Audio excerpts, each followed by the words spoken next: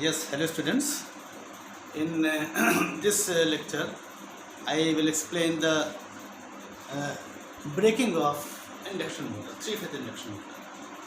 So, as you know, electric braking means that the torque produced by the motor reverses and opposes the motion of the rotor. Then it is called electric braking. So, there are three basic methods of electric braking of induction motor, namely regenerative braking, plugging and dynamic braking, as it was in the case of DC motor. So in this brief lecture I will explain the regenerative braking of induction motor. If you recall the speed torque characteristic of a DC motor, we had drawn these characteristics for motoring mode.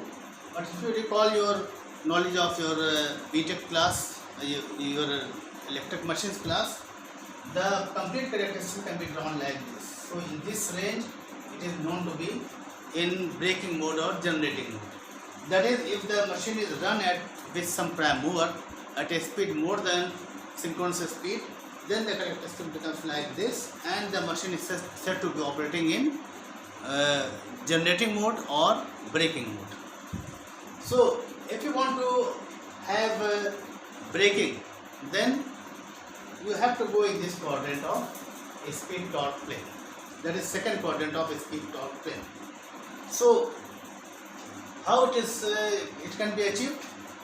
If the motor speed exceeds the synchronous speed, then automatically the machine will go into regenerative braking mode. The torque will reverse, the speed direction remains same, but the torque reverses. So this torque will oppose the motion of the machine.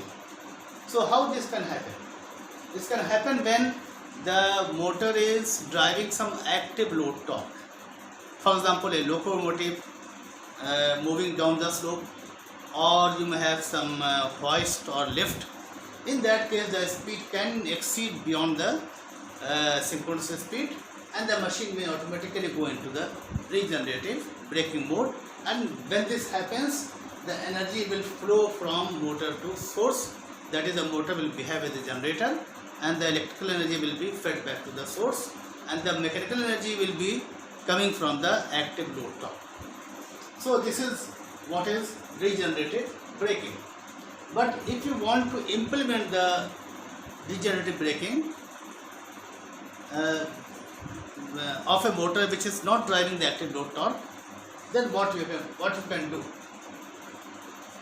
The characteristic of the DC of the induction motor for rated frequency is shown by black color here.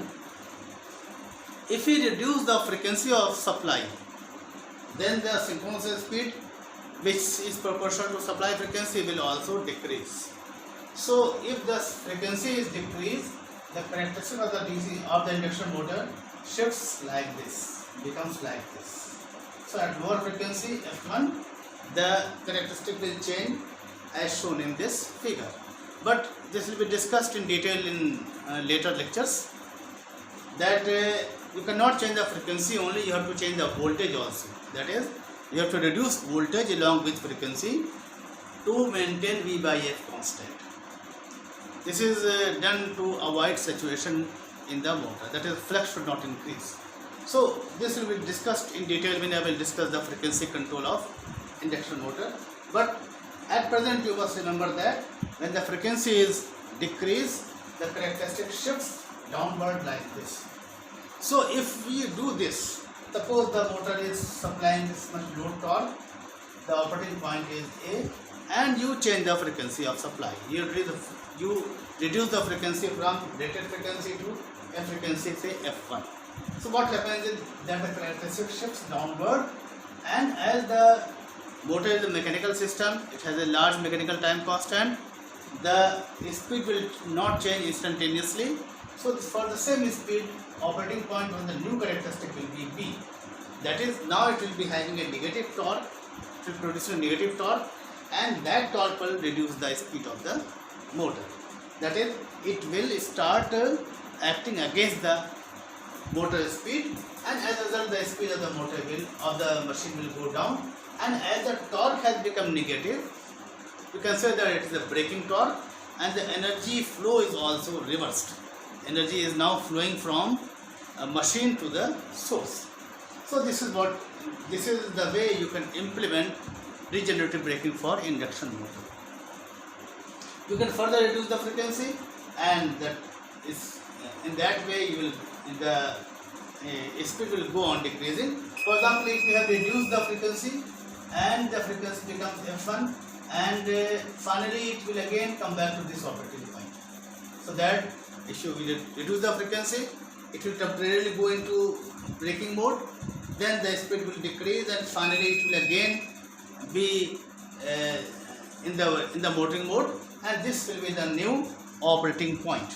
So it will be the new operating point A corresponding to the frequency f1.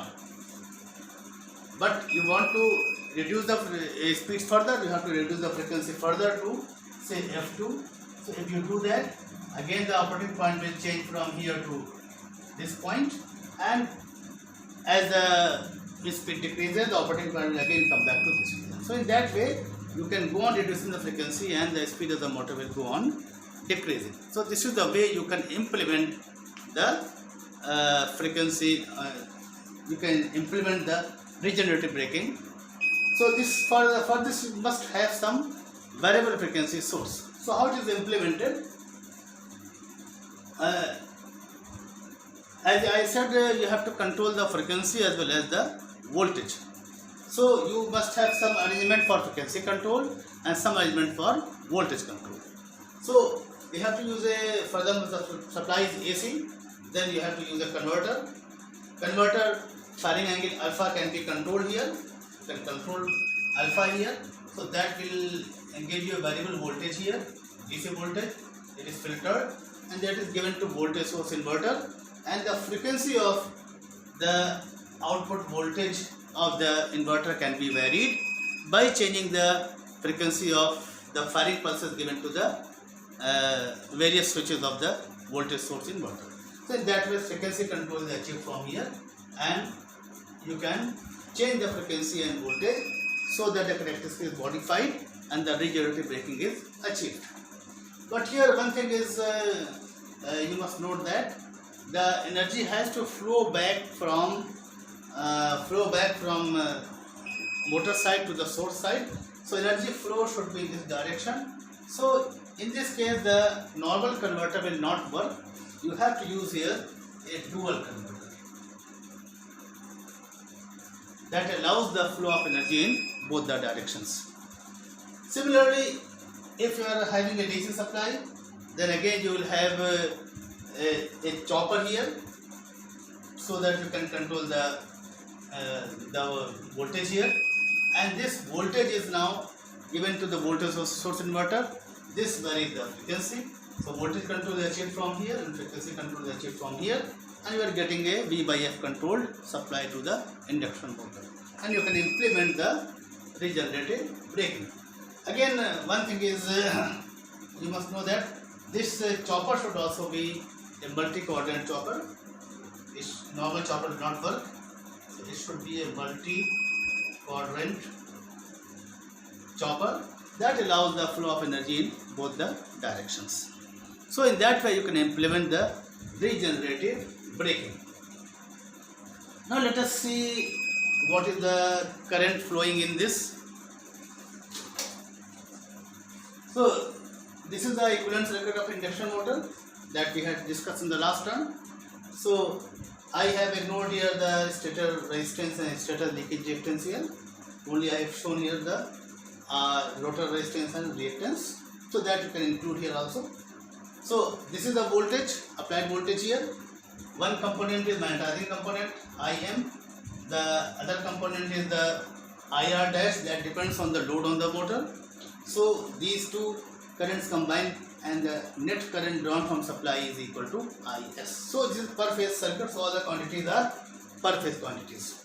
So if you draw the phasor diagram for this, voltage applied, magnetizing current, and the rotor current, and the source current, will be having this power factor angle phi s. Now what happens when the slip is reversed? When the speed becomes more than synchronous speed. So here also you can say that when you reduce the frequency, this synchronous speed and the motor speed is more than synchronous speed. Again, it is a negative slip. Slip is negative. So when the slip is negative, of course this resistance will be negative. So this resistance will be negative, and the current that is drawn on this side will be now in the opposite direction. So this is the source voltage, and this is the IR dash. It is now opposite to what it was in the motoring mode, and the magnetizing current is like this. So the net current is equal to IS. So you can say that IS is having this much power factor angle, which is more than 90 degrees. So this is the current drawn from the supply. But when you are thinking about a generator, you have to consider the current fed to the source. So the generator, it is feeding energy to the source. So the current fed to the generator will be opposite to the current drawn by the machine. So Ig will be equal to minus of Is. So this is Is. So this is minus Is. So this is equal to the generator current Ig. This is equal to minus Is. So the power factor angle of the current will be phi s. So that is why the induction generator always supplies power at leading power factor. So power factor will be leading. So in that way you can implement the regenerative braking of induction motor. So that is all for this lecture. In the next lecture I will explain the other two methods. Thank you.